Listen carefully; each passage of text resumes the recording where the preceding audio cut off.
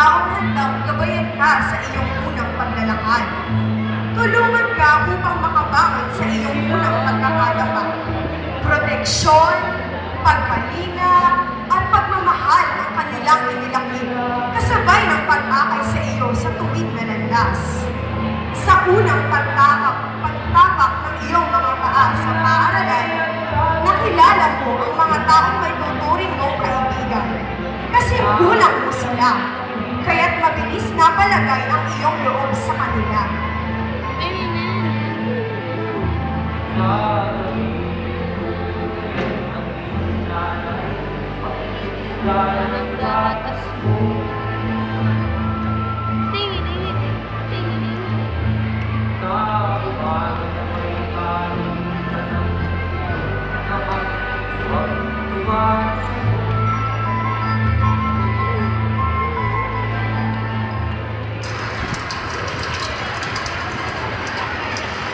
Yung malaki ka na. Papay.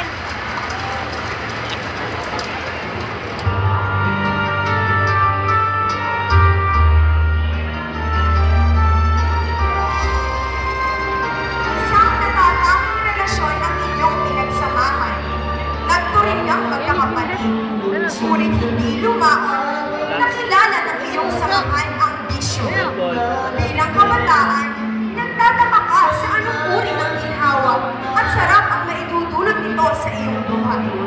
Una mong sinubukan ang paninigarilyo, nahalina sa kakaibang usok na iyong nalalasan.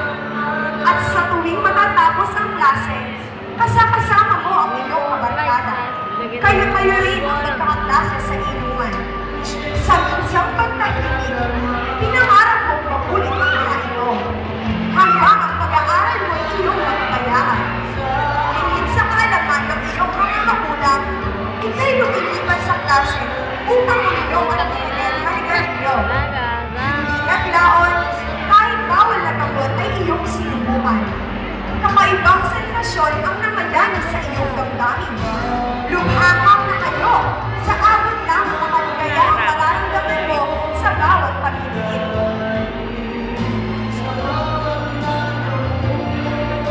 Unti-unting nasira ang iyong buhay, iyong pag-aaral at ang iyong kinabukasan. Ikaw ngayon ay isang kabataang minsan nagpaalipin sa bisyo at ngayo'y pinagdurusahan ang bunga ng iyong pagkakamali at kapabayaan.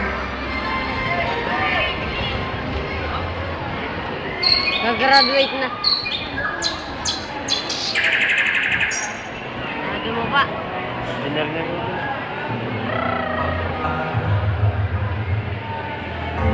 Sana'y mayroon na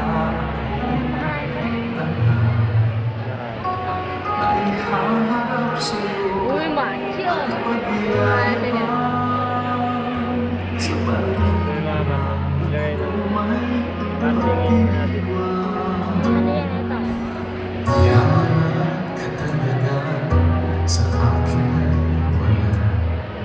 Kakasigan ko ay walang isang sumpa. Ang aking inay ang tangi kong tagahanga. Sa pamagiging lang ako may nagkagawa. Dahil sa barkada ay tapos ko na ang pag-aaral na nagbibigay. Iyan po. Sa Yan lang tinayo ko dito. walang madarama. Ewan ko. Wala nga siya. Kumbato ko yan. Yan. Kumbato ko yan. Isa. Yung natatanggal. Hindi naman. Ayaw yung tinanggal. Dapat ba? O mga dama. Yung tinanggal.